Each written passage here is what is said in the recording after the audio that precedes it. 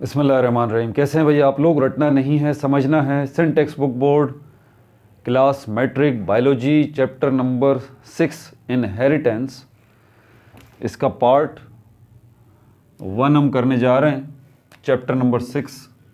Copy pencil ले लीजिए, lecture को नोट करना है और मुस्कुराते रहना है। ठीक है भैया, आज इसका पार्ट 1 इंट्रोडक्शन देख लें। आप मुझे ये बता दीजिए कि आप जो है वो कितने साल के हैं। आप मुझे बोलेंगे सर मैं 20 साल का हूँ। कितने साल का हूँ? 20 साल का हूँ। ठीक है, तो 20 साल के हैं भाई, आप पीछे चले जाइए। 19 साल के भी होंगे, 15 साल के भी होंगे, आप 10 साल के भी होंगे, आप जो है वो 10 साल के भी होंगे, 5 साल के भी होंगे, 1 साल के भी होंगे। अब 1 साल ख़त्म हो गया तो आप 11 मंथ के भी होंगे, 11 मंथ, 5 मंथ के भी होंगे, 2 मंथ के भी होंगे, 1 महीने के भी होंगे, और फिर आप 30 दिन के भी होंगे, 30 डे, और उसके बाद फिर आप 20 डे के भी होंगे, और फिर आप 10 डे और 5 डे और 1 डे, और 1 डे के पीछे चले जाएं तो आप 20 आवर्स के भी होंगे। ऐसी बात है ना। फिर आप 10 आवर्स के भी होंगे, आप 1 आवर के भी होंगे। क्या ख्याल है? ये उम्र बता रहा हूँ आपकी। उसके बाद 1 घंटे के बाद, 1 घंटे से पहले आप कितने 20 मिनट्स के भी होंगे, 20 मिनट्स के बाद 1 मिनट के भी होंगे, और 1 सेकंड के भी होंगे। गलत तो नहीं कह रहा? सोचिए ज़रा। आप और मैं इसी ड्यूरेशन से तो गुजरे हैं। आप 20 साल को पीछे लेके चलें, आप 10 साल, 5 साल, 1 साल, 11 महीने, 5 महीने, 2 महीने, 1 महीना, 30 दिन, 20 दिन, 10 दिन, 5 दिन, 1 दिन, 20 घंटे, 10 घंटे, 1 घंटा, 20 मिनट, 1 मिनट और 1 सेकंड। यानी कि दुनिया में तशरीफ़ लाए हुए आपको कितने टाइम हो गया? 1 सेकंड। भाई ये भी तो टाइम हुआ होगा ना आपको कि यार ये आपकी ज़िंदगी नहीं है। बिल्कुल है, आपकी भी है, मेरी भी है। हम कभी 1 सेकंड के भी थे। आज हम 20 साल के हैं, तो कभी हम 1 सेकंड के भी थे जब इस दुनिया में आए थे। हकीकत है। अब ज़रा उससे पीछे चलते हैं। 1 सेकंड से पहले क्या था? 1 सेकंड से पहले, हाँ, हम कहाँ पर थे 1 सेकंड से पहले? 1 सेकंड से पहले हम थे, आप और मैं, हम सब जितने भी इंसान, इन द वॉर्म ऑफ अ मदर। ऐसी बात है ना, इन द वॉर्म ऑफ मदर। ठीक है, यहां पर किस शक्ल में थे? इन्फेंट, बच्चे की शक्ल में। ठीक है, वॉर्म में जो थे, इन द वॉर्म ऑफ अ मदर, वहां पे थे। तो वहां जब थे हम, तो वहां हमारी एज कितनी थी याद है? 9 मंथ, या फिर 8 महीने, 8.5 महीने, ऐसे ही कुछ है ना भाई। आपका एक उम्र आपकी वो भी तो है जो माँ के पेट में गुजारी है। आपने भी, मैंने भी, हम सब ने। सोचिए तो सही ज़रा। तो वो जो आपने उम्र गुजारी है माँ के पेट में, मैंने, आपने, हम सब ने, वो भी तो एज है ना हमारी। बिल्कुल है। और 8 महीने, 7 महीने, 5 महीने, 4 महीने, 2 महीने, 1 महीने, 15 दिन, 10 दिन, 1 दिन, 10 घंटे, 5 घंटे, 1 घंटा, और आधा घंटा, 20 minute, 10 minute, 5 minute, 1 minute, 50 second, 40 second, 40 seconds, 30 second, 1 second, 1 second. 9 month या 8.5 महीने उससे पहले 1 सेकंड, ये भी तो टाइम था। हमारी उम्र जो है वो 1 सेकंड थी। कहाँ? माँ के पेट में 1 सेकंड के थे हम। आपको पता है जब आप 1 सेकंड के थे तो आप थे कैसे? आप ऐसे थे। मैं भी ऐसा था। ये क्या है? ये सेल है, इसको यूनाइटेड सेल कहते हैं, यूनाइटेड सेल। आप बोल रहे होंगे सर आप इनहेरिटेंस के बारे में नहीं बता रहे, वही तो बता रहा हूं भाई, ज़रा तफसील से सुन लें। तो आप क्या थे एक सेकंड पे? आप एक सेल थे, ठीक है। ये यूनाइटेड सेल जो था, इसको यूनाइटेड सेल कहते हैं, और इसी यूनाइटेड सेल का नाम है जाइगोट। जी, आप भी जाइगोट थे, मैं भी जाइगोट था, यूनाइटेड सेल। इस यूनाइटेड सेल के अंदर आपको ये नज़र आ रहे हैं, दो न्यूक्लियस हैं। ये एक न्यूक्लियस जो है, ये एक न्यूक्लियस जो है, ये कहाँ से आया है? ये फादर से आया है। और ये दूसरा न्यूक्लियस जो है, ये कहाँ का है? ये मदर के पास है। आप माँ के पेट के अंदर हैं ना, जब आप एक सेकंड के थे तो आप क्या थे? आप जाइगोट थे, एक सिर्फ सेल थे, एक सेल, सिंगल सेल। लेकिन एक ऐसा सेल जो कि यूनाइटेड सेल था, इसका नाम है जाइगोट।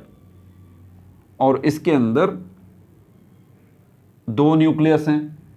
एक न्यूक्लियस जो है वो कहाँ से आया है? फादर की तरफ से। और एक न्यूक्लियस जो है वो किसका है? मदर का है। तो ये फादर का न्यूक्लियस आया है किसके अंदर? इस सेल के अंदर। भाई ऑब्वियस सी बात है, न्यूक्लियस है, आपको पता है ना, सेल का तो पता है ना कि सेल जो है वो किन तीन चीज़ों से मिलके बनता है। एक हमारे पास सेल मेम्ब्रेन होती है, ठीक है। दूसरी चीज़ हमारे पास साइटोप्लाज्म होता है, साइटोप्लाज्म। और इसी साइटोप्लाज्म के अंदर न्यूक्लियस होता है, ऐसी बात है। तो ये सेल तो मौजूद है। इस सेल को, ये जो गोल सेल है, पहले ओव्यूम कहा जाता था। ओव्यूम, इसकी जमा ओवा है। तो पहले ये सेल ओव्यूम था जब फादर का न्यूक्लियस यहाँ नहीं आया था। और जब फादर का न्यूक्लियस इस सेल के अंदर आ गया, ये सेल क्या है? ओव्यूम। इसमें न्यूक्लियस किसका है? मदर का है। ये सेल कहाँ पर मौजूद है? माँ के पेट में मौजूद है, इन द वॉर्म ऑफ अ मदर। और जब तक ये ओव्यूम है, जब तक कि ये फादर का न्यूक्लियस इसमें आ नहीं गया, सिर्फ न्यूक्लियस आया है फादर की तरफ से। तो क्या फादर की तरफ से सिर्फ न्यूक्लियस आया? नहीं भाई, फादर की तरफ से न्यूक्लियस नहीं आया, फादर की तरफ से पूरा सेल आया जी, ठीक है। और फादर की तरफ से जो सेल आया उसको स्पर्म कहते हैं, स्पर्म। तो ये फादर की तरफ से जो सेल आया है स्पर्म, स्पर्म का सेल मेम्ब्रेन भी होगा यकीनन। अगर स्पर्म एक सेल है, उसका साइटोप्लाज्म भी होगा, ऐसी बात है। और न्यूक्लियस भी होगा। लेकिन जब ये फादर का सेल या स्पर्म जो है वो मदर की बॉडी में आता है, वॉर्म में, तो ये सेल जिसको हम स्पर्म कह रहे हैं, इसके सेल के अंदर जो साइटोप्लाज्म है उसमें जो न्यूक्लियस है, सिर्फ ये न्यूक्लियस बाहर आ जाता है, बाकी सेल पीछे रह जाता है। ये देखिए, मैं आपको स्पर्म बना के दिखा दूं, ये स्पर्म और ये इसका न्यूक्लियस। ये न्यूक्लियस बाहर आ गया। स्पर्म इस शक्ल का नहीं होता, लेकिन मैं बता देता हूँ, ये न्यूक्लियस बाहर आ गया। ये सेल किसका है? फादर का। क्या नाम है इसका? स्पर्म। इसमें से क्या बाहर आ गया? न्यूक्लियस बाहर आ गया। अब यहाँ क्या है? सेल मेम्ब्रेन और साइटोप्लाज्म। ये बेकार है, अब इसका कोई काम नहीं है, ये मदर की बॉडी से बाहर आ जाएगा। सिर्फ ये न्यूक्लियस निकल के यहाँ पर आ जाएगा इस तरह। अब ये मदर का जो सेल है, जिसको ओव्यूम कह रहे हैं, अब ये ओव्यूम नहीं रहेगा, ये क्या बन जाएगा? अब क्योंकि ये यूनाइटेड सेल हो चुका है, इसमें फादर का स्पर्म का न्यूक्लियस भी मौजूद है, इसलिए अब ये कहलाएगा, ओव्यूम नहीं कहलाएगा। अब इसको क्या कहेंगे? अब इसको कहेंगे जाइगोट। अब इसको कहेंगे जाइगोट। ठीक है भाई, समझ में आ रही है कहानी आपको? अब आगे चलते हैं। आप एक सेकंड के हैं अभी। कितने के हैं आप? एक सेकंड के हैं। मैं भी कभी था, ठीक है ना। अब क्या होगा? इस जाइगोट के अंदर ये जो एक यूनाइटेड सेल है, इसमें सेल डिवीजन होगी। Cell division, cell division. ये एक सेल से दो सेल बनेंगे, ठीक है। 2 सेल से ये 4 सेल बनेंगे,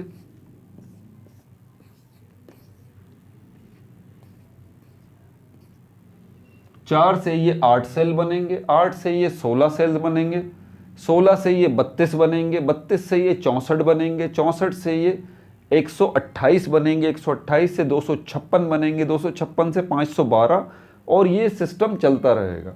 लेकिन वो 1 सेकंड के जो आप थे ना, अब वो आप 1 सेकंड के नहीं रहे, बल्कि 1 सेकंड से ज़्यादा के हो गए हैं। लगभग कोई 1 सेकंड से टाइम ऊपर जा रहा है, 2 सेकंड भी हुए। देखें जैसे जैसे सेल डिवीज़न हो रही है ना, जैसे जैसे सेल डिवीज़न हो रही है, आप अब 1 सेकंड के नहीं रहे, और ना ही अब आप ऐसे हैं ज़ाइगोट, बल्कि अब आप डिवाइड हो रहे हैं। ठीक है, डिवाइड हो रहे हैं। 1 सेल से 2, 2 से 4, 4 से 8, 8 से 16, 16 से 32, 32 से 64 एंड सो ऑन। ये हो रहा है काम, तो टाइम भी आगे बढ़ रहा है।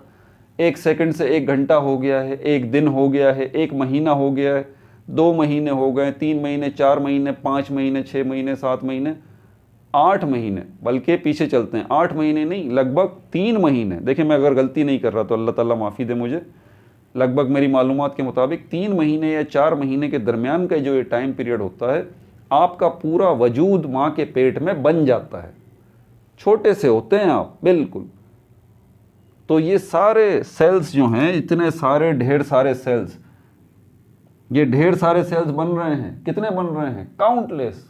आपकी पूरी बॉडी सेल से मिलके बनी है ना, इसी तरह यहाँ पर भी ये जितने सेल हैं सब, ये ढेरों ढेर सेल बनेंगे। अब इन सेल्स को मैं यहाँ डॉट की शक्ल में बना दूँ ना, ये ढेरों ढेर, ढेरों ढेर, लाखों करोड़ों अरबों सेल्स बन गए हैं ये पिछले 1, 2, 2.5 महीनों के अंदर। अब क्या हो रहा है पता है आपको? अब हो रहा है डिफरेंशिएशन। अब कुछ सेल्स इसमें से निकल रहे हैं, वो आपके हाथ बना रहे हैं, कुछ सेल्स निकल के आपकी आंखें बना रहे हैं, कुछ सेल्स निकल के आपकी हड्डियां बना रहे हैं, कुछ सेल्स निकल के आपका गोश्त बना रहे हैं, कुछ सेल्स निकल के आपकी नाक बना रहे हैं, कुछ सेल्स निकल के आपके पैर बना रहे हैं। समझ आ रही है बात आपको? और जब आपका पूरा वजूद बन जाएगा, इसके अलावा आपके इंटरनल ऑर्गन्स भी बना रहे हैं, कुछ सेल्स आपका हार्ट बना रहे हैं, कुछ लिवर बना रहे हैं, कुछ पैंक्रियाज बना रहे हैं, पूरा का पूरा आपको बना रहे हैं ये सेल्स। 3, 3.5 महीने में, 4 महीने में ये काम हो गया। आप छोटे से, अब क्या हो रहा है? अब साइज़ बढ़ रहा है आपका, अब साइज़ बढ़ रहा है। जब आपके साइज़ 7, 8 महीने में मुनासिब हो जाता है, अब क्या हो जाता है? अब आपके दुनिया में आने का टाइम हो जाता है, और आप दुनिया में आ जाते हैं। आप भी आए, मैं भी आया, सब आए इसी तरह। और उसके बाद हमने दुनिया में आके पहला सेकंड गुजारा, फिर हम 2 सेकंड के हुए, फिर हम 2 घंटे के हुए, फिर हम 2 दिन के हुए, 2 महीने के हुए, 2 साल के हुए, फिर हम आखिर में 20 साल के भी हो गए। कुछ समझ में आ रहा है आपको? ये पूरा सिस्टम। लेकिन इस सारी सिचुएशन के अंदर जो एक चीज़ है आपको समझने वाली, वो क्या है? वो ये है कि वो एक सेल जो था, जिसको ज़ाइगोट कहते हैं, उससे 2 सेल बने, 2 से 4 बने, 8 बने, 16 बने, 32 बने, 64 बने, 128 बने, 256 बने, 512 बने, और इतने ढेर सारे सेल्स जो बन गए, और उनके मिलने से ही आप बने हैं ना। तो यार कॉमन सेंस आपका क्या कहता है? ये सारे सेल मिलके कोई एक ही चीज़ बनाएंगे ना यार। या तो हाथ बन जाना चाहिए, या पैर बन जाना चाहिए, या आंखें बन जानी चाहिए, या नाक बन जानी चाहिए, है ना सोचने की बात। लेकिन ये सेल्स क्या कर रहे हैं? ये सेल्स मिल रहे हैं तो आंख बना रहे हैं, ये सेल्स मिल रहे हैं तो स्किन बन रही है, ये सेल्स मिल रहे हैं तो बोन्स बन रही हैं, ये सेल्स मिल रहे हैं तो हड्डियां बन रही हैं, गोश्त बन रहा है, खून बन रहा है इन सेल्स के मिलने से। तो आपका पूरा वजूद सेल्स का मजमुआ है। लेकिन फिर ये अलग अलग मामला क्यों है? आपके हाथ अगर आपकी आंख से मुख्तलिफ हैं तो डेफिनेटली ये बात है, ज़रा ध्यान से मेरी बात सुनिएगा क्योंकि अब मैं मेन पॉइंट पे आने वाला हूँ। आपके हाथ आपकी आंख से मुख्तलिफ हैं, सही बात है ना? आपके हाथ आपकी आंख से मुख्तलिफ हैं, डिफरेंट हैं। तो इसका आसान सा मतलब ये है भाई कि आपके हाथ को बनाने वाले सेल्स जो हैं वो आपकी आँख को बनाने वाले सेल्स से मुख्तलिफ हैं। क्या कहा मैंने? अगर आपका हाथ और आपकी आँख में फ़र्क है, जो कि बिल्कुल फ़र्क है, आपको पता है हाथ एक अलग चीज़ है, आँख एक अलग चीज़ है, लेकिन हाथ को बनाने वाले भी सेल्स हैं, आँख को बनाने वाले भी सेल्स हैं। हाथ को बनाने वाले जो सेल्स हैं डेफिनेटली वो मुख्तलिफ हैं आपकी आँख को बनाने वाले सेल्स से। आँख को बनाने वाले सेल्स अलग हैं, हाथ को बनाने वाले सेल्स अलग हैं। लेकिन ये मामला हुआ कब? इसी दौरान हुआ। ये 1 से 2 हुए, 2 से 4 हुए, जो सेल्स बन रहे थे ना, इसी तरह फिर यहाँ पर ये मामला हो गया कि कुछ सेल्स ने डिसाइड किया कि हम अपने आप को बदलें, हम काले रंग के हो जाते हैं। हम किस रंग के हो जाते हैं? बहुत सारे सेल्स ने डिसाइड किया कि हम ब्लैक कलर के हो जाते हैं और ब्लैक कलर के होके हम आई बना लेंगे। कुछ सेल्स ने डिसाइड किया हम जो है वो फेयर कलर के हो जाएंगे और फेयर कलर के होके हम स्किन बना लेंगे। कुछ सेल्स ने डिसाइड किया कि हम फेयर कलर के नहीं होंगे, हम ब्लैक कलर की स्किन बना लेंगे। कुछ सेल्स ने डिसाइड किया कि भाई हम मिलके जो है वो बोन्स बना लेंगे। तो ये जो सेल्स डिसाइड कर रहे हैं आँख बनाने के लिए कि आँख को ब्लैक कलर का बनाना है, सेल्स डिसाइड कर रहे हैं कि स्किन को फेयर बनाना है या ब्लैक बनाना है, या सेल्स जो है वो डिसाइड कर रहे हैं कि बोन्स बनाना है, तो इसके लिए सेल्स को चेंज तो होना पड़ेगा ना भाई।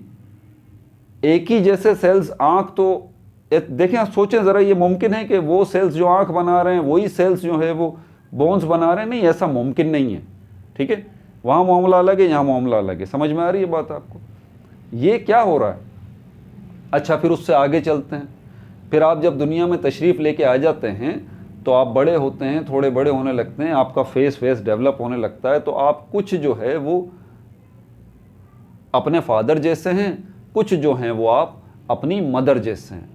ठीक है, बल्कि ये भी कहते हैं कि भाई ये नाना पे भी चला गया है, ये दादा पे भी चला गया है, ये चचा पे भी चला गया है, ये ताया पे भी चला गया है। एक फैमिली ट्री जो बनती है, समझ में आ रही है बात आपको? तो दादा पे चला गया है यार, माँ बाप की तो समझ में आती है, चलो माँ बाप के सेल्स हैं,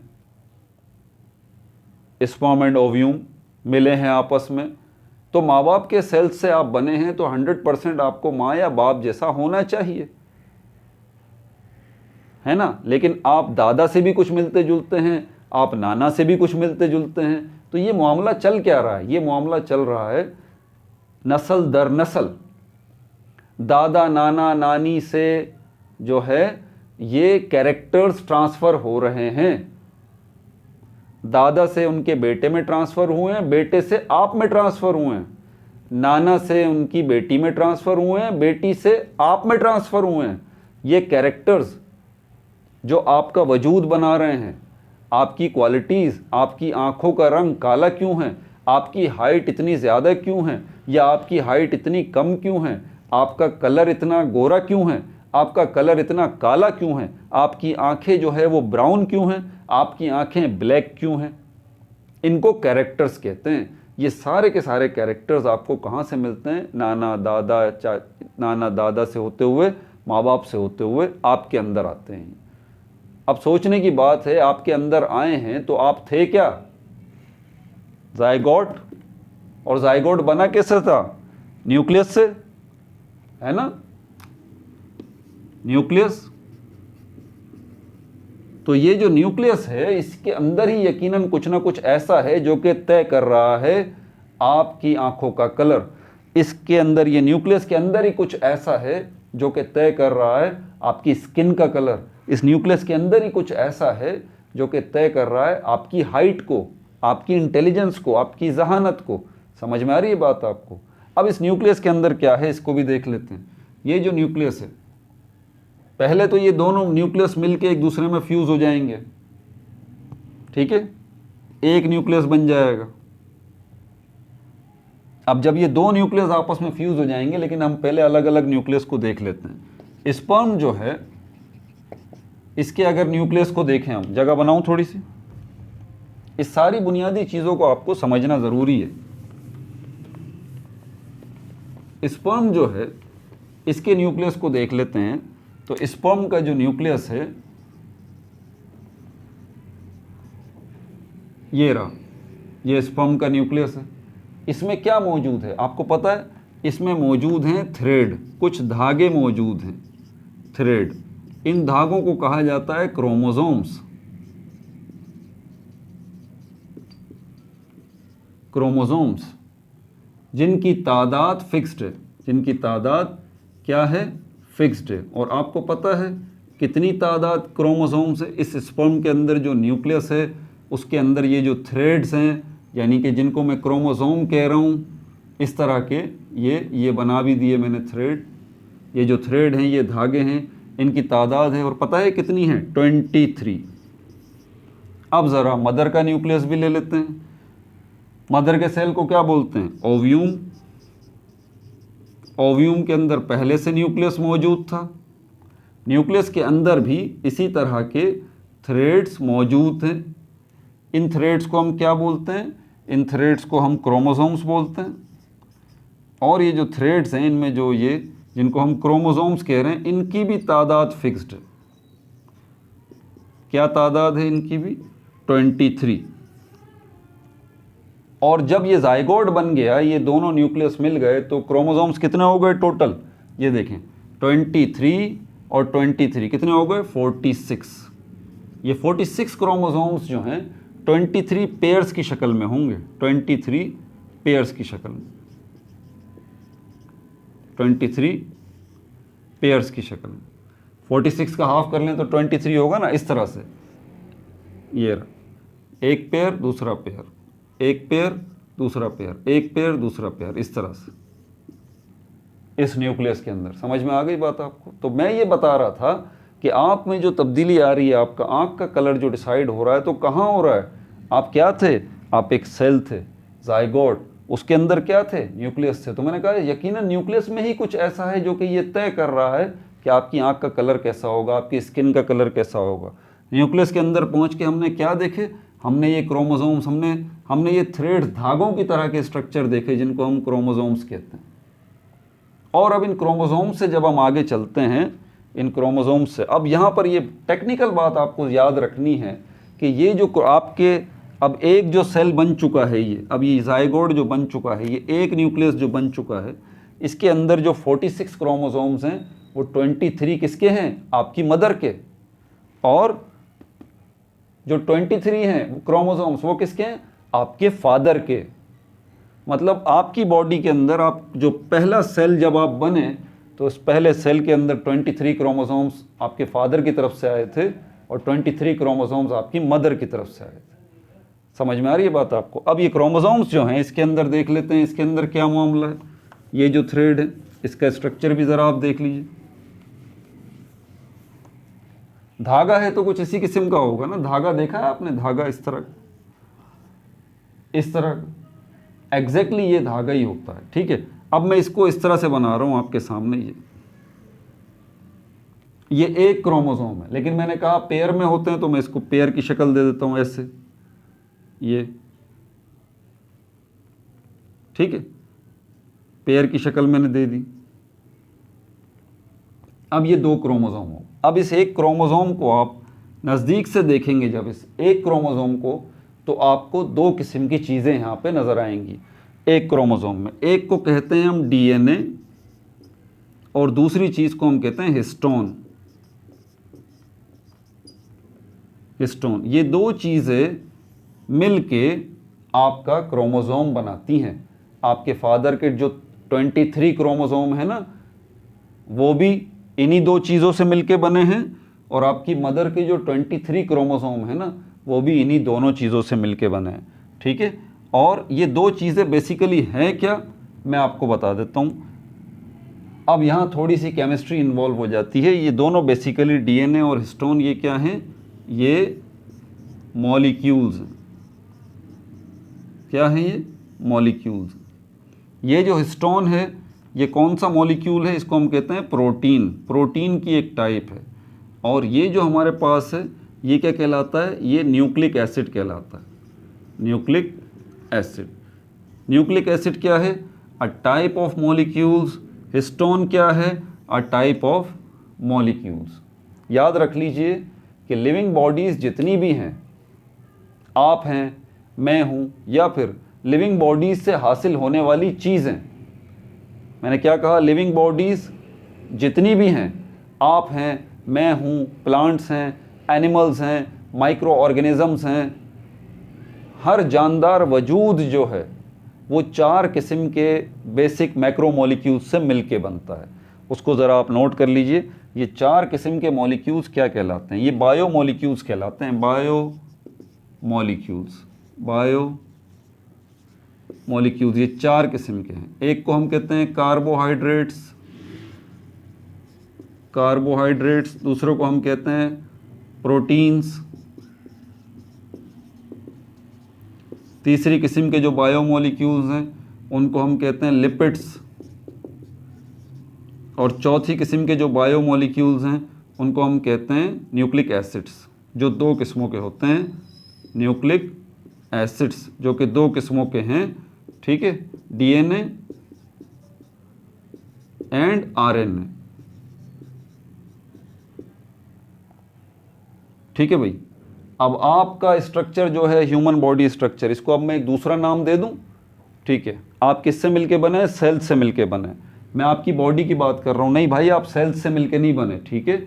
आप किससे मिलके बने हैं? आप 2 हाथों, 2 पैरों, 1 सर, हड्डियों, खून, गोश्त, दिल, फेफड़े, जिगर, आप इनसे मिलके बने हैं। सही कह रहा हूँ गलत कह रहा हूँ? आप मानेंगे, बोलेंगे हाँ सही बात है, सही बात है। हाँ, अब इन जितने भी मैंने नाम लिए हैं, आपकी खाल, आपका गोश्त, खून, हड्डियाँ, ठीक है, सब कुछ ऊपर से लेकर टॉप टू बॉटम, इसको अगर आप आगे देखें तो ये सब किससे मिलके बना है? ये सेल से मिलके बना। अब सेल किससे मिलके बना है? सेल मिलके बना है आपकी बॉडी का हर सेल, चाहे वो आँख का हो, हाथों का हो, कहीं का भी सेल हो, 3 किस्म के चीज़ों से मिलके बना है। एक सेल मेम्ब्रेन कहलाता है, दूसरा हिस्सा आपके सेल का साइटोप्लाज्म कहलाता है, तीसरा हिस्सा आपके सेल का न्यूक्लियस कहलाता है। अगर सेल को विजुअलाइज करना है ना अपनी जहन में, तो आप एक अंडा देख लें। एक अंडा जो मुर्गी का अंडा है ना, बिल्कुल वैसा ही एक आपका सेल होता है। जैसा कि आपका मुर्गी का अंडा है, उसका होल होता है, शेल होता है, ठीक है, जिसको तोड़ते हैं तो उसमें से अंडा निकलता है। तो ये जो सफ़ेद होल होता है अंडे के ऊपर, इसी तरह का आपका ये समझ लें कि सेल मेम्ब्रेन होता है। और जब अंडे को तोड़ते हैं उसके अंदर से सफ़ेदी निकलती है और जर्दी निकलती है। तो ये सफ़ेदी जो होती है, आप ये समझ लीजिए ये साइटोप्लाज्म है, और जो जर्दी निकल रही है इसको आप समझ लीजिए ये क्या है? ये न्यूक्लियस है। तो आपकी पूरी बॉडी किससे मिलके बनी है? आप बोलेंगे कि सर ये हाथ, पैर, नाक, नाखून, हड्डियाँ, गोश्त, इनसे मिलके बनी है। मैं कहूँगा आगे किससे मिलके बनी है? आप बोलेंगे सेल से मिलके बने। मैं कहूँगा सेल्स आगे किससे मिलके बने? आप बोलेंगे sir cell membrane, cytoplasm, nucleus इससे मिलके बने। फिर मैं बोलूँगा सेल मेम्ब्रेन, साइटोप्लाज्म और न्यूक्लियस ये आगे किससे मिलके बने हैं? ये आगे मिलके बने हैं 4 किस्म के बायोमॉलिक्यूल्स से। Carbohydrates, proteins, lipids, nucleic acids. समझ में आ गई बात आपको? तो आपका पूरा वजूद असल में इन 4 किस्म के बायोमॉलिक्यूल्स का मजमुआ है। ध्यान से मेरी बात दोबारा सुन लीजिए। आपका पूरा वजूद जो है वो इन 4 किस्म के बायोमॉलिक्यूल्स का मजमुआ है। क्यों? आप कहेंगे नहीं सर हमारा वजूद तो जो है वो सेल्स का मजमुआ है। तो मैं कहूँगा भाई सेल्स किससे मिलके बने हैं? इन्हीं 4 किस्म के बायोमॉलिक्यूल्स, इन्हीं 4 किस्म के बायोमॉलिक्यूल्स से। तो ये डीएनए जो आपको नज़र आ रहा है यहाँ पर, अब दोबारा यहीं पे आ जाते हैं। इस क्रोमोसोम में, इस क्रोमोसोम को देखते हैं तो ये डीएनए जो कि न्यूक्लिक एसिड की एक टाइप है, और न्यूक्लिक एसिड क्या है? 4 किस्म के जो बायोमॉलिक्यूल्स हैं उसमें से एक किस्म, ठीक है भाई। और हिस्टोन क्या है? ये प्रोटीन है, प्रोटीन की एक टाइप है। प्रोटीन क्या है? वो 4 किस्म के बायोमॉलिक्यूल्स जो हैं उसमें से एक किस्म। समझ में आ रही है बात आपको? इसी डीएनए के अंदर, अब मैं इस हिस्टोन प्रोटीन की बात नहीं करूंगा, ना इसके स्ट्रक्चर की बात करूंगा, बस ये समझ लीजिए कि इस क्रोमोसोम के अंदर जो डीएनए है वो हमारा टारगेट है। और डीएनए का एक हिस्सा डीएनए का एक हिस्सा जिसको जीन कहते हैं, जीन, ये क्या है, section of DNA, section of DNA, आपके डीएनए का एक पार्ट, छोटा सा हिस्सा, ठीक है, उसको हम जीन कहते हैं। और ये जो आपकी बॉडी के अंदर सब कुछ मौजूद है ना, कि किसने डिसाइड किया है कि आपकी आंखों का कलर काला होगा, किसने डिसाइड किया है कि आपकी आंखों का कलर ब्राउन होगा, किसने डिसाइड किया है कि आपकी स्किन जो है वो फेयर कलर की होगी या ब्लैक कलर की होगी, या आपकी हाइट जो है वो छोटी होगी या बड़ी होगी, या जो है आपकी आंखें जो है वो बड़ी होंगी या छोटी होंगी, आपके बाल जो हैं वो स्ट्रेट होंगे या कर्व होंगे, इवन आप कितने ज़हीन होंगे और कितने कम ज़हीन होंगे, ये सारी की सारी चीज़ें कौन तय कर रहा है, आपकी बॉडी के अंदर मौजूद सेल्स, सेल्स में मौजूद न्यूक्लियस, न्यूक्लियस में मौजूद क्रोमोसोम्स, और क्रोमोसोम्स में मौजूद डीएनए, और डीएनए में मौजूद ये जो जीन्स हैं, ये जो जीन्स हैं, ठीक है, ये तय कर रहे हैं, ये और इन्हीं जीन्स को हम, और जीन क्या है, सेक्शन ऑफ डीएनए, डीएनए का एक हिस्सा, एक पार्ट, तो इसको जीन और इसके काम को और डीएनए के स्ट्रक्चर को और इस प्रोटीन को भी हम अगली वीडियो में डिस्कस करेंगे, ठीक है। तो इनहेरिटेंस क्या है, अब इतनी तकरीर कर दी सर, अब इनहेरिटेंस भी बता दीजिए भाई। इनहेरिटेंस का मतलब है विरासत, वो खुसूसियात, वो कैरेक्टर्स जो माँ बाप से बच्चों में मुंतकिल होते हैं, इसकी स्टडी को इनहेरिटेंस कहते हैं, इसको विरासत कहते हैं। माँ बाप से बच्चों को सिर्फ प्रॉपर्टी नहीं मिलती, गाड़ी बंगला नहीं मिलता भाई, और भी कुछ है आपके वजूद में जो छुपा हुआ है। जो कुछ आपके वजूद में है ना, आपके स्किन कलर, आपका आई कलर, आपकी हाइट, आपका लहजा, आपका बोलना, आपका खड़े होने का स्टाइल, आपके वजूद की हर एक खुसूसियत जो है वो कहाँ से आपको मिली है, आपके पेरेंट्स से मिली है। और यही कैरेक्टर्स जो हैं जो आपके अंदर आए हैं, इन्हीं कैरेक्टर्स के आने को हम कहते हैं इनहेरिटेंस, और यही हमारा चैप्टर है ये, ठीक है, बायोलॉजी का। अब अगले टॉपिक के अंदर आपकी बुक के मुताबिक जीन, इसको डिस्कस करेंगे, डीएनए के स्ट्रक्चर को डिस्कस करेंगे। अब हम बुक के टॉपिक वाइज जो है वो आगे चलेंगे। आज ये इंट्रोडक्शन सारा का सारा तकरीबन हो गया, और ये इंट्रोडक्शन पूरा भी नहीं हुआ है तो मैंने बहुत इन शॉर्ट करके बताया भाई, ठीक है। पिछली वीडियोस अगर आपने नहीं देखी हैं तो ऊपर देखें, लिंक शो हो जाएगा पिछली वीडियो का, और अगला पार्ट अगर आपको देखना है तो इसी वीडियो के लास्ट में अगला पार्ट आपको मिल जाएगा। लेकिन प्लेलिस्ट में जब तक नहीं जाएंगे आपका मसला हल नहीं होगा भाई। प्लेलिस्ट में कैसे जाएंगे, मैं एड्रेस बता देता हूँ, नहीं पता तो इसी स्क्रीन के नीचे देखें, आपको लोगो नज़र आ रहा है, रटना नहीं समझना है, उस पर क्लिक करें, पेज खुल जाएगा, वहाँ देखें प्लेलिस्ट का ऑप्शन है, उस पर क्लिक करें, सारी प्लेलिस्ट आपके सामने आ जाएंगी। क्लास मैट्रिक बायोलॉजी की प्लेलिस्ट में चले जाइए, लिखा हुआ होगा 10 बायोलॉजी, उस प्लेलिस्ट में चले जाइए। पिछली सारी वीडियोस चैप्टर नंबर 1, 2, 3, 4, 5 और ये 6 तक, अभी तक सारी वीडियोस जो है वो मौजूद हैं। इसके अलावा क्लास मैट्रिक पाकिस्तान स्टडी की प्लेलिस्ट भी मौजूद है। इसके अलावा क्लास मैट्रिक केमिस्ट्री की भी प्लेलिस्ट मौजूद है, इंग्लिश की भी प्लेलिस्ट मौजूद है, इस्लामियत की भी प्लेलिस्ट मौजूद है, उर्दू की भी प्लेलिस्ट मौजूद है। इसके अलावा first year chemistry complete book में बना के अपलोड कर चुका हूँ, पूरे के पूरे 12 चैप्टर्स 11th केमिस्ट्री। इसके अलावा 12th केमिस्ट्री पूरे के पूरे 13 चैप्टर्स 13 चैप्टर्स में बना के ऑलरेडी अपलोड कर चुका हूँ। इसके अलावा 12 फिज़िक्स न्यू बुक जो अभी आई है उसका चैप्टर नंबर 25 क्वांटम फिज़िक्स जो है वो अभी चल रहा है, ठीक है भाई। और इसके अलावा और भी प्लेलिस्ट हैं। अगर आपको पिछले 20 साल के पास्ट पेपर्स जो है वो आप देखना चाहते हैं एमडी कैट के पिछले 20 साल के, तो एमडी कैट की भी प्लेलिस्ट मौजूद है, देख लीजिए, पास्ट पेपर्स पिछले 20 साल के आपको मिल जाएंगे, ठीक है भाई। तो अपना बहुत ज़्यादा ख्याल रखिएगा। No like no subscribe, only share.